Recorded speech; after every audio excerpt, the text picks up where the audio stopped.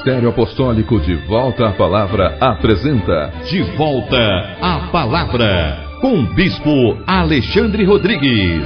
Uma voz profética, preparando o caminho para a segunda vinda de Cristo. Voz do que clama no deserto, preparai o caminho do Senhor. Bom dia, toda honra e toda glória sejam dadas ao nosso Senhor e Salvador Jesus Cristo, ao Senhor da Igreja, e a todos vocês que estão em casa, graça e paz vos sejam multiplicadas. Este é o programa De Volta à Palavra, um programa feito para a edificação do corpo de Cristo. Quero convidar, queridos, a todos vocês a pegarem vossas Bíblias e a nos acompanhar na terceira e última parte da mensagem: é preferível morrer em pé a viver ajoelhado diante daquilo que não é Deus. Acompanhe-nos em o nome de Jesus e sejas edificado.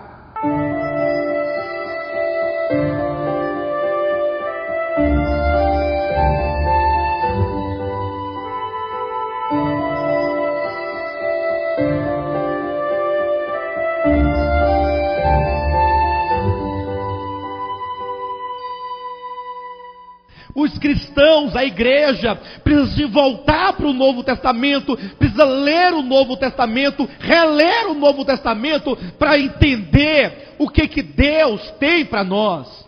Pastor, mas você está desfazendo do Antigo? Não, é porque só é possível entender o Antigo Testamento à luz do Novo. Quando então se lê o Novo Testamento, aí você vai entender o Antigo.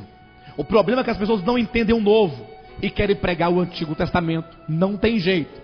Nem os judeus, que eram aqueles que tinham o Antigo Testamento escrito na própria língua deles, nem eles entenderam o Antigo Testamento.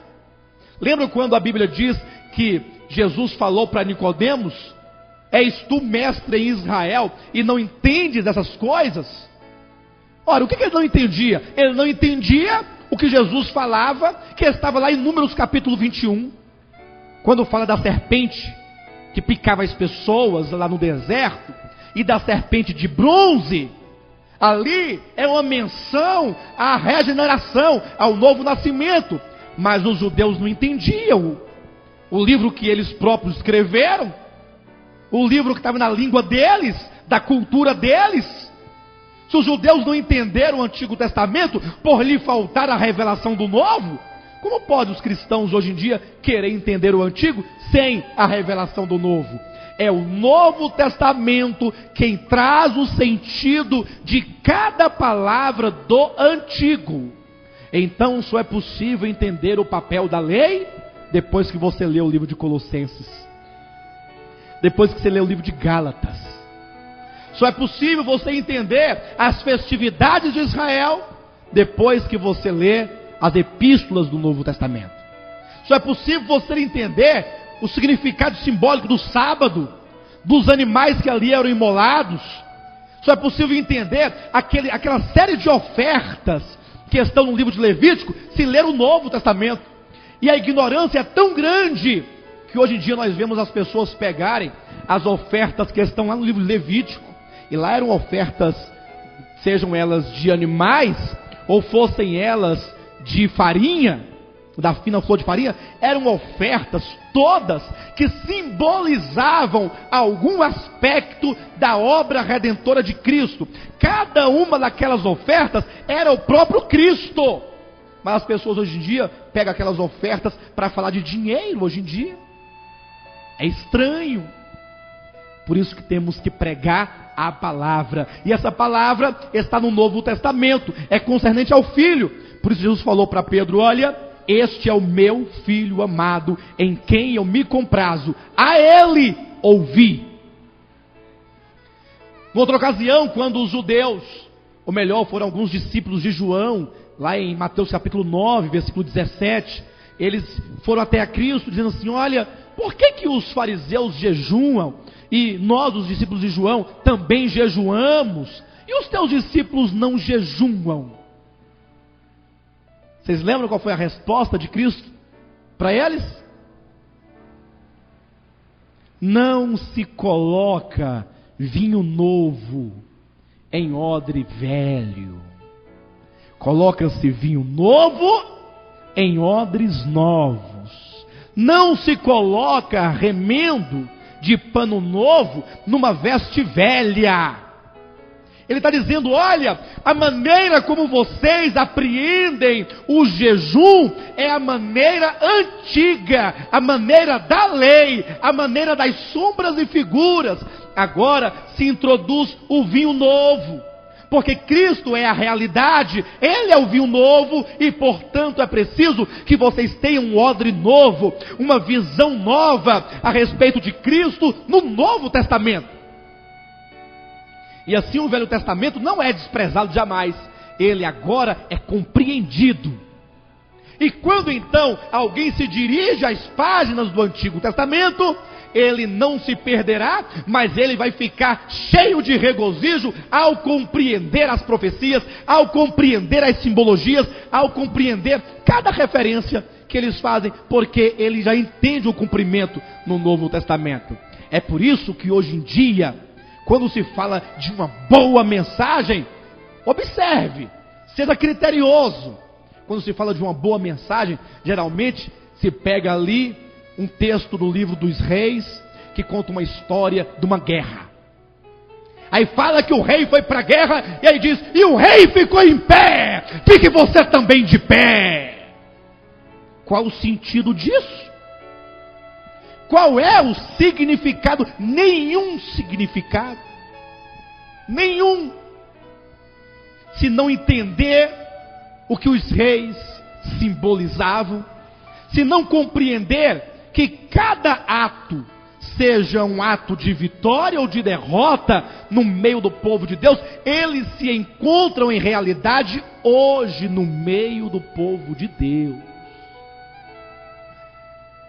Quando se fala de epístolas, é tão denso, é tão difícil, mas a ordem é: prega a palavra.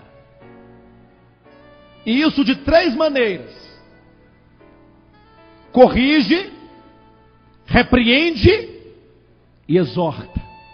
A palavra que devemos pregar é do tipo a que Cristo disse: não penseis que vim trazer paz à terra. Vim trazer espada. A palavra, ela corrige, a palavra repreende, a palavra exorta. E lendo eu um comentário que está na Bíblia Shed, vocês poderão verificar posteriormente, eu encontrei algo muito maravilhoso, quando Shed diz que esse corrigir é um apelo à razão, o repreender é um apelo à consciência, e o exortar é um apelo à vontade. Isso é extraordinário, porque é uma palavra que não está no âmbito das emoções, não é uma palavra que visa levar as pessoas a um frenesi, a um tipo de alegria instável da alma e passageira. Não, mas é uma palavra que apela à razão. Corrigir significa apele à razão das pessoas para que elas reflitam o sentido daquilo que elas praticam. Será que tem algum sentido, queridos, fazermos aqui uma campanha para entregar para vocês uma pulseira da vitória? Não, eu queria despertar a razão dos irmãos. Não é uma crítica com um tom humorístico, não. Não é isso. Tem algum significado a gente fabricar uma pulseira para você colocar no seu braço? E a Bíblia diz: as armas da nossa milícia não são carnais, não são humanas, não são materiais. De que vale pegar um vidrinho de óleo para você levar na sua bolsa? A pregação da palavra é um apelo à razão. A Bíblia diz que todas as coisas que são feitas são realizadas pelo poder e mérito do nome de Jesus Cristo. Por esse nome expulsa-se demônios, cura-se enfermos, as pessoas são salvas, são batizadas pelo poder do nome de Jesus, e as pessoas têm trocado esse nome poderoso por uma pulseira. por um cajado, por uma vela, por uma rosa, por uma pitada de sal. Não é nem 1 quilo de sal, é por uma pitada de sal. Prega a palavra, corrige, faça um apelo à razão das pessoas, faça um apelo à consciência, repreende. A repreensão leva as pessoas a considerarem, a se voltarem para si mesmas e pensarem: será que estamos nós procedendo de maneira coerente? Será que nós estamos, de fato, como servos de Deus, vivendo aquilo que Deus requer de nós? E a exortação é a palavra que apela à vontade. Arrependam-se, mudemos de vida, de comportamento, de posicionamento. O rogo de Deus, pelo apóstolo Paulo, no capítulo 4, é primeiramente pregar. Prega. É a primeira responsabilidade. Em seguida ele diz: ser sóbrio. Diga para o seu irmão: seja sóbrio. Ah, mas eu estou sóbrio.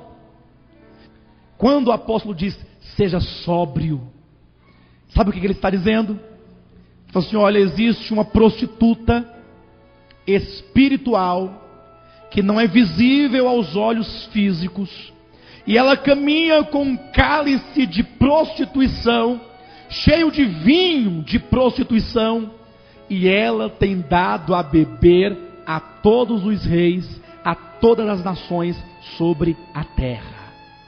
As pessoas têm bebido dessa cultura, desse sofisma, desses enganos, e esta mensagem de Babilônia embriaga, e as pessoas já não podem mais perceber a verdade. Irmãos, é muito complexa essa questão, e é muito séria, porque de repente você pode se embriagar e achar que não está embriagado. Porque a mensagem do vinho da prostituição, esse vinho que embriaga, ela vem envolta, geralmente, da verdade. É dito em Apocalipse que esse cálice que essa prostituta tem, esse vinho, é um cálice de ouro. E o ouro na Bíblia é símbolo da natureza divina. Então, ao olhar para o cálice, ele fala assim: o cálice é de ouro. Mas tem que perguntar: e o que tem dentro do cálice? O cálice é de ouro, porém está cheio de imundície. É o que diz o texto do Apocalipse. Ou seja, é aquela mensagem sorrateira que vem em o nome de Jesus, dizendo que Jesus Cristo é bom, que Ele é o nosso Deus e que Ele é até mesmo soberano, mas de repente, quando você menos esperar, você está tomado, embriagado e já não pode mais perceber a verdade. É muito perigoso. A mensagem é ser sóbrio. Isso é um apelo que o apóstolo faz à nossa percepção e à nossa consciência. Os cristãos precisam andar na luz, andar na palavra. Queridos, e a única maneira de você andar na luz e andar na palavra é: não aceite qualquer ensinamento, ou qualquer procedimento, ou qualquer prática que não seja 100% bíblica. Depois de você ler, e averiguar, e testar, e reler, e verificar, então tá bom. Mas cuidado, a palavra de Deus é final. E sempre que alguém vier a ti com qualquer mensagem do Antigo Testamento, qualquer texto, você tem que falar assim: me mostre a relação com o Novo Testamento. Todas as vezes que você encontrar uma referência no Antigo, procure o seu referente no Novo. Por exemplo, na lei de Moisés dizia-se que tinha que matar um cordeiro em prol dos pecados dos homens. E este cordeiro imolado está desde Gênesis capítulo 3 e vai até... Aí João Batista, nas páginas já da nova aliança, ainda que não a tivesse inaugurado, mas ele já era o precedente dessa nova aliança. Ao vir Cristo no Rio Jordão, ele aponta para um homem e diz: eis aí o Cordeiro de Deus, que tira o pecado do mundo. Em outras palavras, gente, a partir de agora, tirem os seus olhos dos animais e fixem os olhos neste homem, porque ele não é um cordeiro, mas é o Cordeiro de Deus. Então todos aqueles cordeiros das páginas do Antigo Testamento encontram a sua realidade em Cristo. Assim acontece com o sábado. É tanto que quando a gente abre Atos capítulo 2, e as pessoas não entendem Atos capítulo 2. Os cristãos não entendem Atos capítulo 2. Porque ao lerem Atos capítulo 2, eles querem falar em línguas.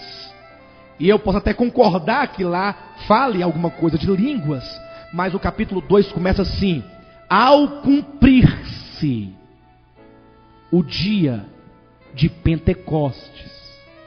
Ou seja, já está falando para você: olha, o que vai acontecer nesse capítulo é o cumprimento, em realidade, da festa de Pentecostes dos judeus. Então pare a sua leitura, não prossiga, volte a Levítico capítulo 23 e vá ler o que significa o Pentecostes lá. Somente depois continue Atos capítulo 2. Aí você vai perceber que o Pentecoste era a festa da colheita. Quando colhia-se todo aquele cereal, o povo ficava tão grato a Deus, tão maravilhado. Aí tinha a festa do Pentecoste, que é a festa da colheita. Aí chega em Atos capítulo 2, lá haverá uma colheita. Só naquele dia, 3.000 pessoas foram colhidas, salvas para Jesus Cristo. O significado vai além das línguas.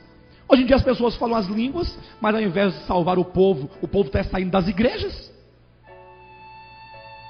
O povo não está entendendo nada.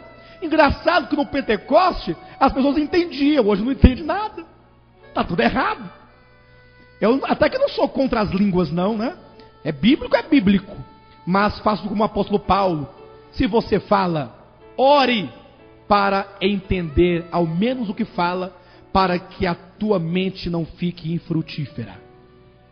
E quanto à igreja reunida, digo, prefiro falar 5 palavras que vocês entendam, a falar 10.000 sem meu entendimento e nenhum de vocês. E se alguém falar, tem que ter intérprete. Do contrário, fique calado na igreja, falando consigo mesmo e com Deus, e ponto final. E alguém ficou meio nervoso porque esses mandamentos em relação ao exercício do dom de línguas é muito severo, e ficou retorcendo, como talvez tenha alguém aqui meio preocupado, querendo ir embora. E o apóstolo Paulo encerra dizendo: se alguém se considera espiritual ou profeta, calme aí e considere que essas palavras são mandamentos de Deus. Eu não aceito. Então você nem é espiritual e muito menos homem ou mulher de Deus. Você deve ser qualquer coisa menos de Deus. Leia 1 Coríntios 12, 13 e 14. Todas essas informações estão lá dentro. Não precisa inventar, só seguir a palavra. Vai lendo, vai entendendo. Prega a palavra com correção, com repreensão, que é uma pela consciência, e a exortação. Seja sóbrio. Aqueles cristãos que não se deixam conduzir-se por sentimentos, por palavras elaboradas e feitas com o intuito apenas de tocar as emoções, suporte com perseverança. O suportar é um apelo à dor e ao vitupério, porque se você decidir seguir a palavra, você vai sofrer, você vai ser escarnecido, você vai ser abandonado, você vai ser vituperado. Pastor, mas esse caminho é tão difícil. A palavra é: suporta, prega a palavra, Seja sóbrio, suporta. Ser fiel até o fim, e dar-te-ei a coroa da vida. Faze o trabalho de um evangelista. Faze o trabalho. Esse fazer é um apelo à responsabilidade. Prega, seja sóbrio, suporta, faze. Você tem que fazer. Faça. Tem que fazer. Cumpra cabalmente. Quando diz cumpra cabalmente o teu ministério, é um apelo à perseverança. Porque você só terá cumprido quando você fizer tudo o que tiver de fazer. Talvez você esteja fazendo a obra, mas a ordem não é apenas fazer, é cumprir. Como o apóstolo Paulo disse: combati o bom combate, completei a carreira, guardei a fé. Não se prostre diante da imagem de Nabucodonosor, jamais. Quando aqueles 3 homens então não se prostraram, levaram o caso ao rei Nabucodonosor, dizendo: olha, aí há 3 homens que não se prostram diante da tua imagem. E eu quero ser honesto com vocês, queridos. Eu ainda desejo, e isso já acontece em pequena escala, mas o meu desejo é que isso aconteça em grande escala, que este ministério seja reconhecido como aqueles 3 que não se prostram diante da imagem. Vão dizer assim: olha, Nabucodonosor, todos se prostraram, multidões e multidões, milhares e milhares de pessoas se prostraram, mas há uns 3, um 3 como um sinônimo de desprezo, é uma minoria em relação à massa. Há uns 3 que não se prostram diante da tua imagem. O rei ficou furioso e foi lá então tomar satisfação. Eu fiquei sabendo que vocês 3 não se dobraram diante da minha imagem. Aí o rei disse: olha, eu vou dar uma chance para vocês, é uma oportunidade. Eu vou mandar tocar de novo a banda. A orquestra vai novamente entoar as melodias, e vocês então terão a oportunidade de se prostrar. E eles falaram: olha, rei, não se deu o trabalho de tocar a música novamente. Não precisa. Fique sabendo, ó rei, que nós não vamos nos prostrar. A resposta é antecipada. O rei ficou tão furioso, falou assim: aquece a fogueira, reacende 7 vezes mais, e lança esses indivíduos. Quem são eles? Quem você pensa que você é? Para não se submeter à ordem de Nabucodonosor? Quem você pensa que você é? Você não é nada. Vai morrer queimado na fogueira, na fornalha.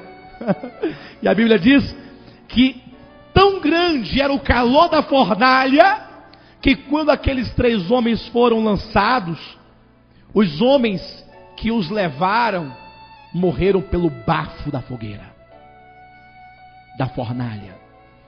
E eles foram lançados com tudo, com suas capas, com seus chapéus, com cordas. Sabe para quê? Para o fogaréu ser maior. Quando o fogo pegar naquela capa, naquele chapéu, vai pegar fogo e vai ficar vão morrer queimados.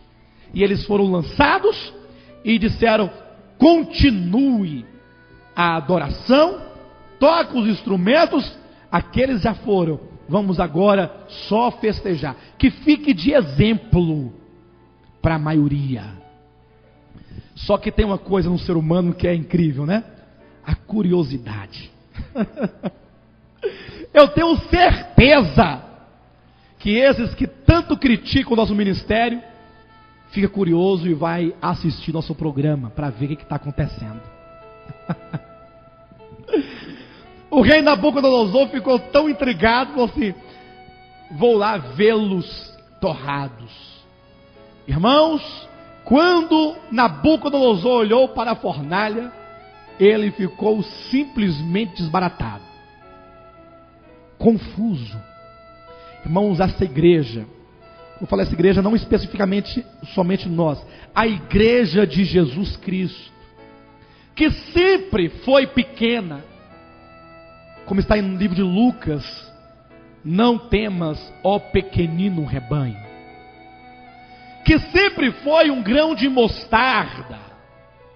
A igreja de Jesus Cristo, que sempre foi perseguida, mal entendida, mal interpretada, que sempre esteve nas fileiras das fogueiras, sempre, quando ela for revelada ao lado do Filho de Deus, na sua volta, todo o sistema babilônico vai ficar desbaratado.